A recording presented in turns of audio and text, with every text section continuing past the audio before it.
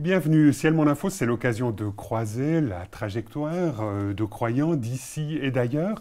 Aujourd'hui, nous vous proposons de découvrir le parcours d'un Algérien, citoyen suisse d'origine musulmane, qui rencontre des difficultés, même des discriminations à cause de ses convictions religieuses.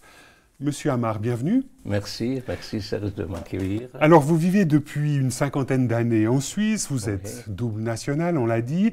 Vous avez ces dernières années découvert Issa Jésus d'une manière un petit peu plus approfondie et vous plaidez contre les discriminations prescrites par le Coran auxquelles vous êtes vous-même confronté. Alors, quelles sont concrètement ces discriminations? Oui, alors en fait, il s'agit de tout un cheminement. Le premier, si vous voulez, toute notre vie, toute ma vie était liée au Coran. Tous les événements de ma vie étaient liés au Coran que j'ai appris. Oui, vous l'avez appris tout enfant, hein, voilà, dans une école coranique. Voilà. Alors les premières déchirures venaient des drames liés aux deux guerres de djihad en Algérie, ce qu'on appelle la guerre de libération, qui a duré de 1954 à 62, et ensuite la décennie noire. Donc ça, c'était durant les années 90, durant les années... Jusqu'à 2000, 2005, voilà. Mais concrètement, par rapport à ces discriminations, il y en a peut-être une qui vous met particulièrement en émoi, c'est le fait que vous avez adopté en Algérie un enfant, voilà, et que cet enfant, finalement, ne bénéficie pas d'un véritable statut de fils. Oui, c'est la loi dans l'islam. Cette loi, elle a pris naissance à la suite de l'épisode de la vie de Mahomet, du prophète, qui lui-même, à l'époque, l'adoption était plénière, et lui-même a adopté avec sa première épouse Khadija un enfant.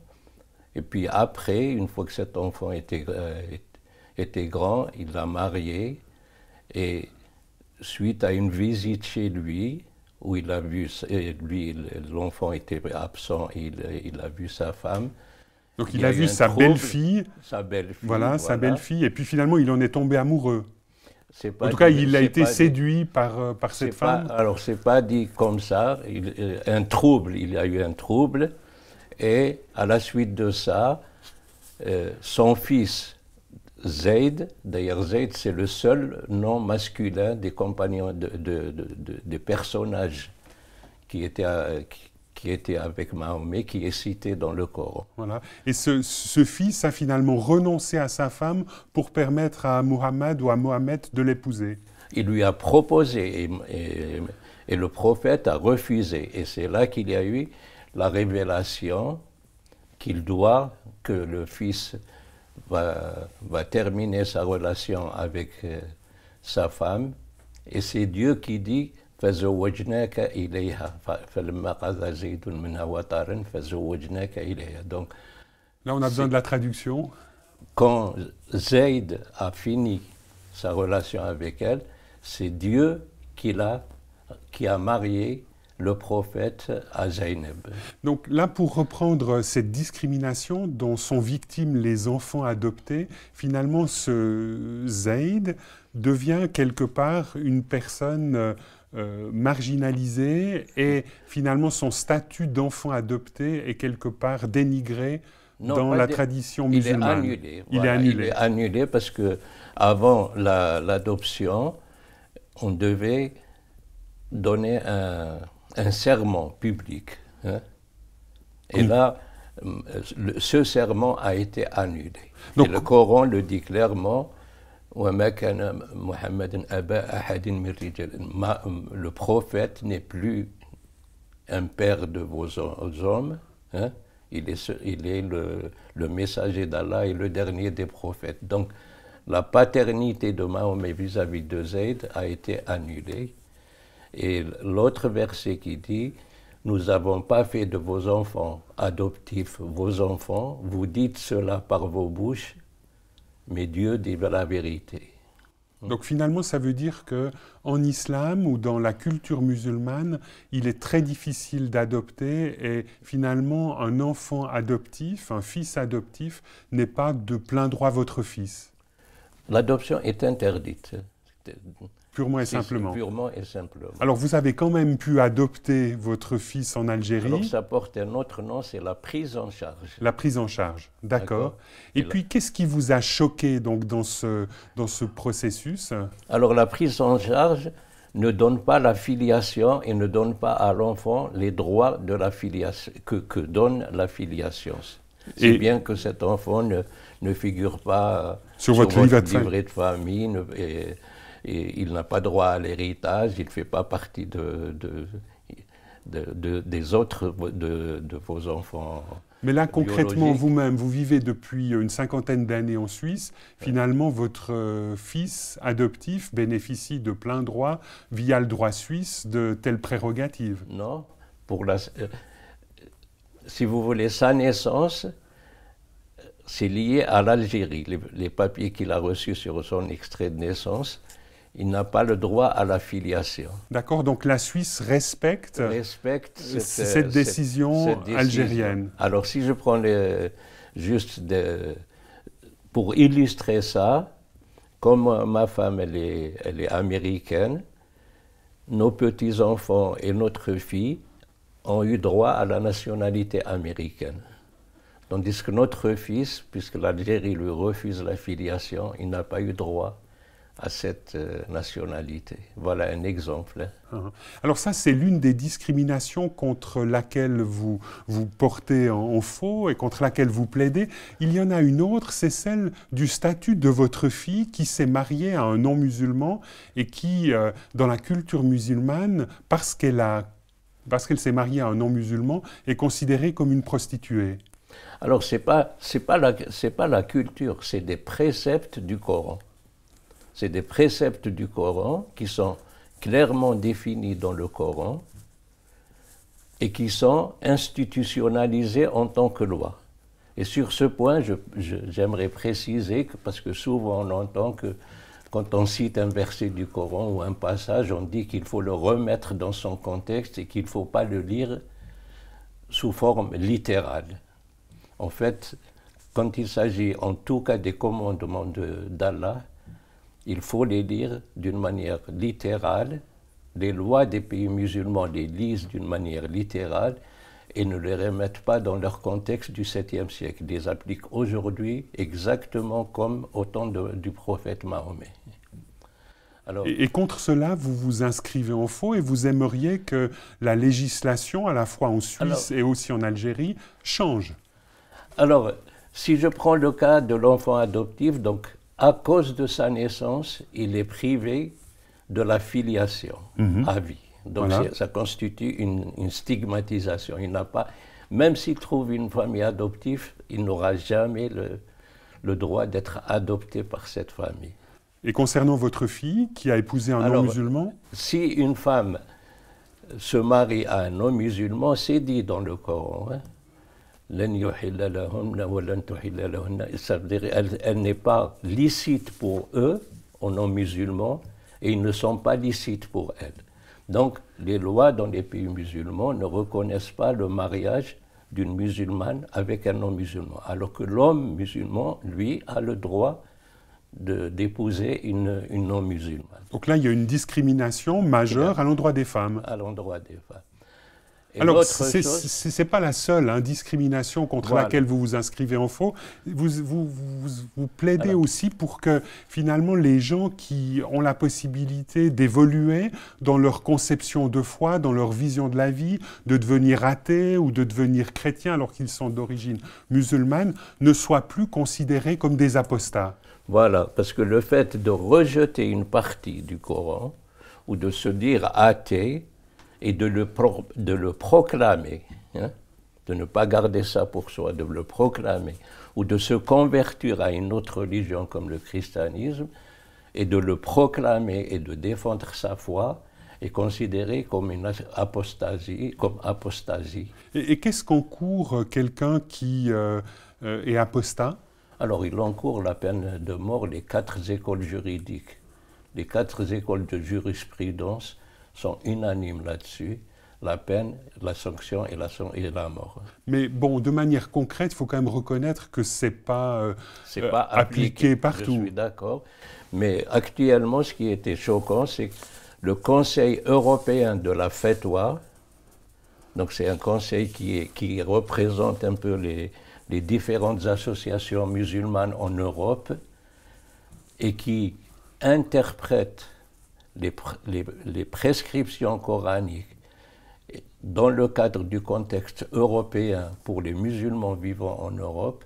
Alors il a émis plusieurs avis juridiques et parmi ces avis juridiques, effectivement, il confirme que la sanction de l'apostat doit être la mort.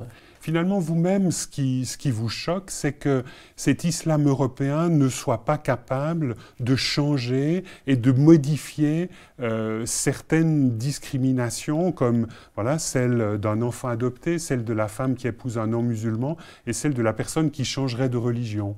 Oui, si vous voulez, quand j'étais petit, quand on était dans un cadre purement musulman, nous, on ne connaissait pas ce que ça voulait dire les droits de l'homme ou l'égalité ou l'antiracisme, etc. Nous assumions tout ce qui était dit dans le Coran et on trouvait ça naturel. Maintenant, en vivant en Europe et dans un autre cadre, j'ai découvert en fait que ces préceptes de l'islam sont en contradiction totale avec les droits de l'homme, avec les déclarations antiracistes des pays occidentaux. Mais par contre, il y a un silence, on n'ose pas aborder ces questions-là en Europe. Et là, en Suisse romande, actuellement, il y a toute une série de démarches de reconnaissance des musulmans et vous aimeriez que ces questions-là soient mises sur la table et discutées clairement. Voilà, parce qu'il y a une chose. Donc si j'ai pris ces cas, il y a d'autres cas. Voilà, parce que ce sont des cas qui vous concernent directement. Mais ils ne se limitent pas à ça, c'était juste pour illustrer. En fait, il y a d'autres cas, et ce qui me gêne le plus, c'est que ça soit enseigné comme des commandements de Dieu à qui on doit obéissance. Donc vous en appelez finalement à une révision de l'enseignement qui est dispensé dans les centres islamiques et dans les mosquées en Suisse et en Europe. Voilà, moi c'est ça ce qui me gêne le plus, c'est que non seulement ces dispositions sont appliquées en tant que loi par les pays musulmans, même ici, par les services consulaires des pays musulmans à des citoyens suisses, à cause de leur double nationalité, mais qu'elles soient relayées dans l'enseignement et justifiées dans l'enseignement musulman. Et aujourd'hui, comment est-ce que vous êtes entendu ou écouté par les autorités suisses quand vous parlez de ces discriminations dont vous êtes l'objet? Alors, je n'ai reçu aucune réponse. Il y a un malaise. Il y a un très très fort malaise et un silence. Et j'ai pas parlé uniquement aux autorités suisses. J'ai parlé aussi aux associations musulmanes et aussi aux associations chrétiennes, aux églises. Et je n'ai reçu aucune réponse. Même à des associations suisses, j'ai parlé avec des rabbins, il y a un malaise total. Et moi, pour illustrer un peu ce qui me gêne, je vais commencer par citer 4 versets, si vous voulez. Un premier verset qui considère que les pires bêtes, les pires animaux auprès d'Allah, les plus malfaisants, sont les infidèles. Inna sharra dawabi inda Allah al-kafirun, ou bien ulaika hum sharrul bariyati.